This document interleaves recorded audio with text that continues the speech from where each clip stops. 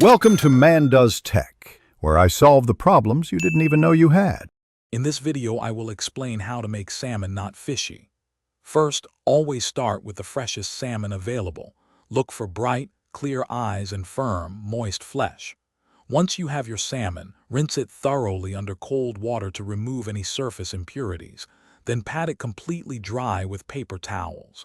This step is crucial for achieving a good sear and preventing steaming. If you're sensitive to fishy tastes, consider removing the skin before cooking for a milder experience. Before cooking, several treatments can significantly reduce fishiness. Soaking your salmon in milk for about 15 minutes is a classic method. The casein in milk binds to compounds causing the odor. Alternatively, a quick marinade with acidic ingredients like lemon or lime juice for 20 minutes can also work wonders, breaking down those strong flavors. For an even firmer texture and less fishy taste, a light brine solution for 10 minutes can be very effective. The way you cook salmon also plays a big role in its flavor.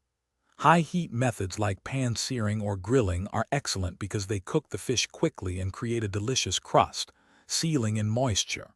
It's vital to avoid overcooking, as this can dry out the salmon and concentrate any fishy notes.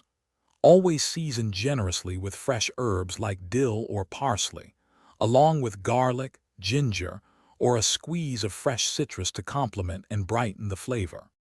To enjoy your perfectly cooked, non-fishy salmon, serve it immediately with a squeeze of fresh lemon or a vibrant sauce. If you have leftovers, store them promptly in an airtight container in the refrigerator for up to 3 days to maintain freshness.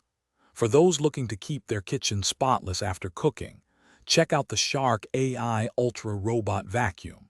It's voice-controlled, self-emptying, and pet-friendly, making cleanup a breeze. You can find a link to this amazing robot vacuum and other great deals in the description below. Thanks for watching. If you found this helpful, don't forget to like and subscribe.